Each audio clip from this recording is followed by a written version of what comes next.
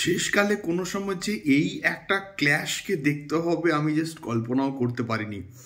মানে বনি সেনগুপ্ত ভার্সেস কোথাও গিয়ে আমাদের সলমান খান ভাইজান, যাকে কিনা গোটা পৃথিবী চেনে, আর বনিকে কলকাতার অনেকেও কিন্তু চেনে না।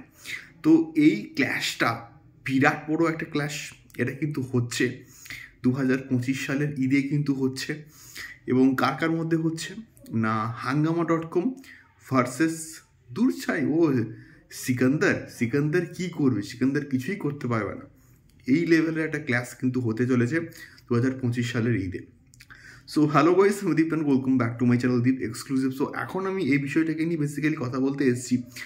লর্ড বনি এবং তার সঙ্গে কিন্তু বিরাট বড় কিন্তু কাস্টিং আছে, এবং হাঙ্গামা.com অনেক দিন ধরে কিন্তু ছবিটা মুক্তির কথা হয়ে আসছে, বাট মুক্তি পায়নি।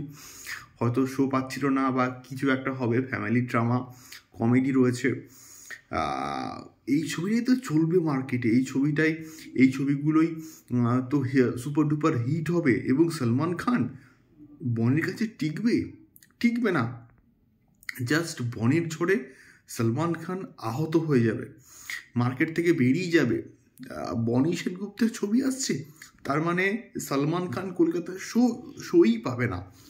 সলমান খানকে লড়তে হবে, এখানে কলকাতায় আসতে হবে, বনির সঙ্গে মিটিং করতে হবে শো পাওয়ার জন্য। তো এই রকম লেভেলে ক্রেজ রয়েছে আমাদের বনিদার, আমাদের কলকাতায়। তো দেখা যাক, আমি চাইবো এই ছবিগুলো বনি করছে ভালো ছবি হোক, ডিসেন্ট একটা শো পাক, তাহলেই হবে। একটা ডিসেন্ট কালেকশনস করুক, অ্যাটলিস্ট সিনেমার যা বাজেট সেইটা উঠে যাক, সলমান খানকে হারিয়ে দিক, এটা হলেই কিন্তু হবে। বেসিক্যালি দেখা যাক 2025 সালের ঈদের এই ক্লাসটা কেমন হয়। সলমান খান ভার্সেস বনি, সিকান্দার ভার্সেস কোথাও গিয়ে হাঙ্গামা.com। এই ক্লাসটাকে নিয়ে আপনাদের কি ফিডব্যাক অবশ্যই কমেন্ট বক্সে কমেন্ট করে শেয়ার করতে পারেন। দেখা হচ্ছে পরবর্তী ভিডিওতে। টাটা।